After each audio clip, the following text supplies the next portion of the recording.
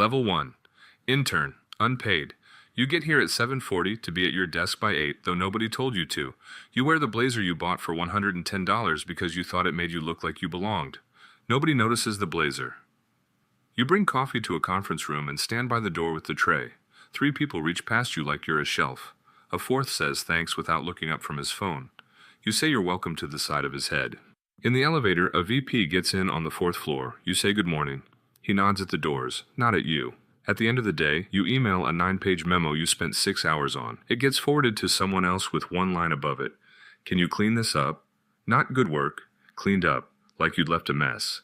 You go home and tell yourself this is temporary. You tell yourself the title is the thing standing between you and being seen. You're right, you just don't know yet how long the list of titles is. Level 2. Associate, $45,000 a year. You get a nameplate now, small and plastic, sliding into a holder outside a cubicle. You get invited to the standing meeting, though you're told to just listen. People say your name back to you when you introduce yourself, which feels, for a week, like winning something. A director stops by your desk to ask if you can pull a report by end of day. He says please and thank you when you hand it over. You replay it in the car like it meant something. It didn't mean anything about you. It meant you were now useful enough to be worth the 2 words. That's all please and thank you ever costs. You start staying later than you need to, because you've noticed the people who stay later get looked at differently in the mornings, like they're already halfway to something. You don't know yet that nobody's counting the hours. They're counting what's attached to your name when it moves up a floor. Level 3. Manager, 4 direct reports. Something changes that you can't name until it's already happened. People start laughing at things you say that aren't funny. You make an offhand comment about the coffee machine being broken, and 2 people laugh like you've done something clever. You didn't. You just outrank them now.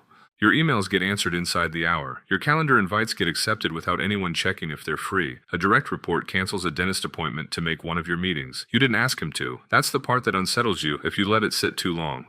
You didn't do anything. The org chart did it for you. At a happy hour, an old classmate from college 2 rungs behind you at a different firm asks what you do now. You say, I manage a team. You watch something shift behind his eyes, a small recalculation like he's remeasuring you against himself. You feel it land in your chest, warm and a little shameful, because you like it. You didn't get smarter since college. You got a title, and the title got you the look. Level 4. Senior Director. A budget of $2 million. Now the room changes shape when you walk in. Conversations soften, angled toward you. Wait to see which direction you're leaning before anyone commits to an opinion.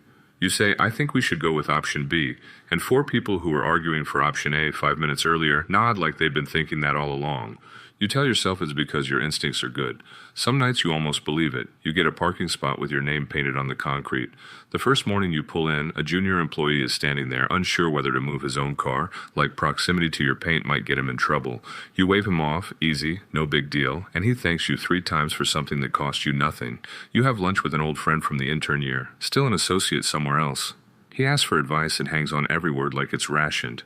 You realize, chewing slowly, that you have no more wisdom now than you did as an intern with a coffee tray. You just have a budget number attached to your name, and the budget number is doing all the talking. Level 5. Vice President. You get a corner office you rarely use because the real meetings happen wherever you decide to sit. A senior leader you once watched from 3 tables away at an all-hands now remembers your name without being told twice. At a company dinner, the CEO, a man you've spoken to maybe 4 times in 6 years, walks the length of the room to shake your hand first. Not the person next to you who's been here longer. You. He asks about your kids by name. You don't remember telling him their names. Someone briefed him. That's what the handshake was. Not memory, preparation. You feel for the first time like you've arrived somewhere real. You call your mother that night and she cries a little on the phone, proud, and you let yourself believe the pride is about you and not about the letters after your name on a business card. Level 6. Chief Operating Officer. You stop finishing your own sentences in meetings because someone always finishes them for you, correctly, before you've decided how you wanted to end them. You say, we should probably... And 3 people say, look at Q3 numbers in unison, like your unspoken thought had already been distributed and agreed upon before it left your mouth.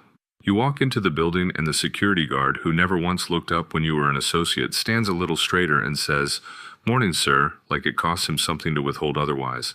It doesn't cost him anything to say it. It would cost him something not to. You've stopped noticing when people defer to you. That's the tell, if you were paying attention. It's stopped feeling like anything. It just feels like weather.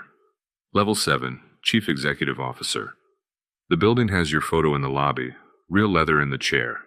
People stand up when you walk into a room. Actually stand. The way you stood for teachers as a kid, an old reflex nobody thinks about anymore. They just do it. Board members laugh before you finish the joke. Assistants reschedule their own lives around a meeting you might move by 20 minutes. When you speak in the all hands, 400 faces go completely still, waiting like your words might be the most important sentence of their week. Sometimes they are. Not because of what you say, because of the chair you're sitting in when you say it. You start to believe quietly that you've become someone extraordinary, that the years earned this, that the room responds to you because of who you are. You forget, the way water forgets it was ever ice, that 11 years ago you stood outside a conference room holding a coffee tray, while a stranger reached past you without looking up. Level 8. Terminated. Effective immediately.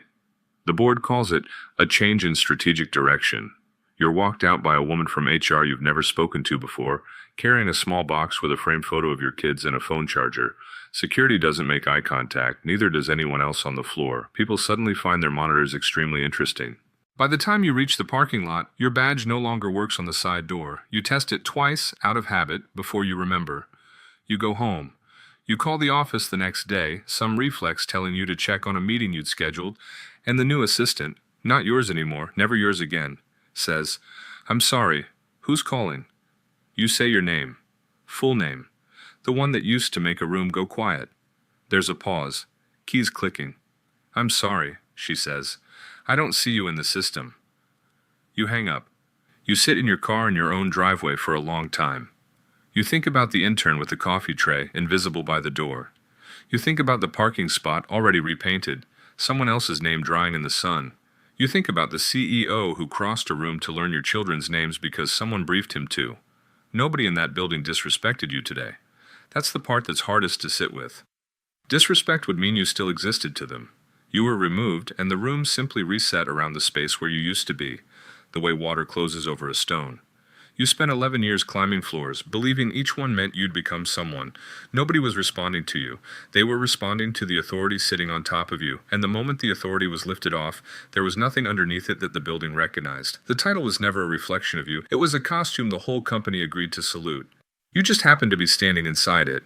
Somewhere in that building right now, there's an intern by a conference room door holding a tray of coffee, waiting for someone to take a cup without looking at him. He thinks the title is the thing standing between him and being seen. He's right. He just doesn't know yet how far there is to climb, or how fast it disappears, or that the whole time, on every floor, nobody was ever looking at him at all.